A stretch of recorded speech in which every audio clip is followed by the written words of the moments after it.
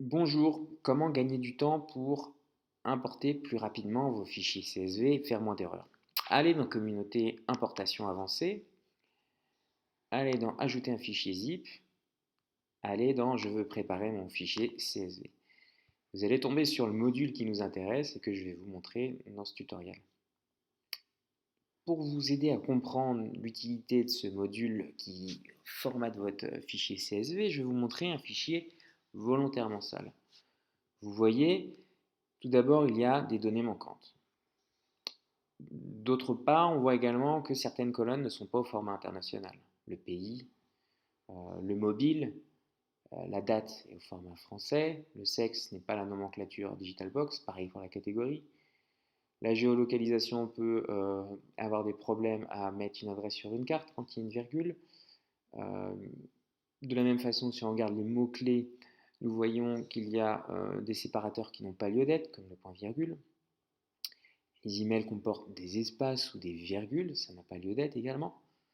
Donc vous voyez, c'est, on va dire, la synthèse des erreurs les plus courantes et classiques quand vous voulez importer un fichier dans votre compte.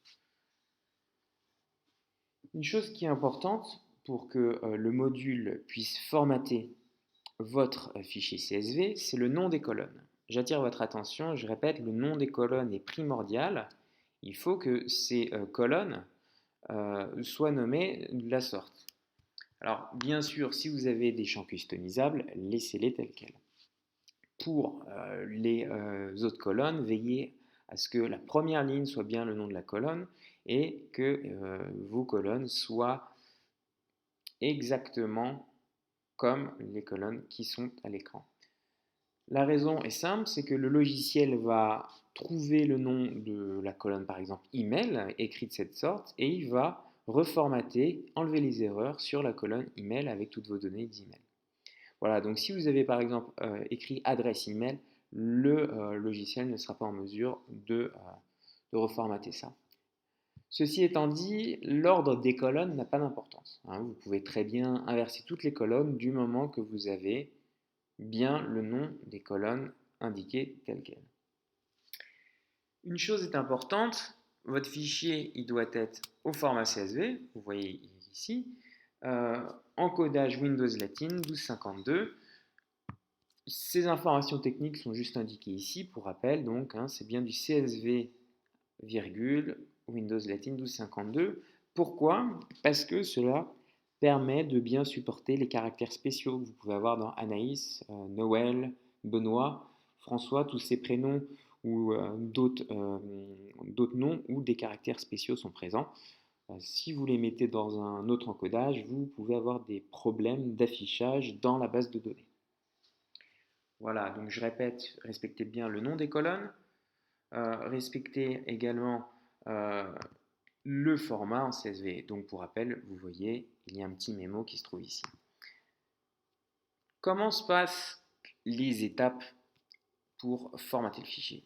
Donc tout d'abord, sélectionnez le fichier, c'est bien ce fichier-là que je vous ai montré à l'instant, téléversez-le, et vous voyez en quelques secondes, il a été transformé. Et là, je peux le récupérer. Quand je le récupère, vous allez voir que nous allons reconnaître le fichier. Il y a bien les noms de colonnes que nous avions tout à l'heure et il y a bien les mêmes contacts, mais des colonnes ont été manipulées et ont été formatées.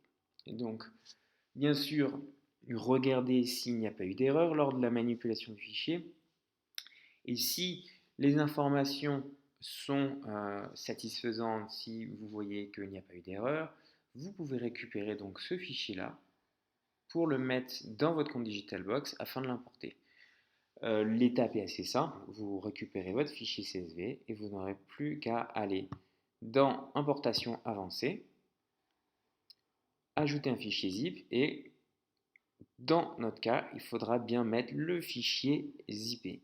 Voilà. Donc vous avez toutes les étapes pour vous faciliter le travail d'un fichier à nettoyer.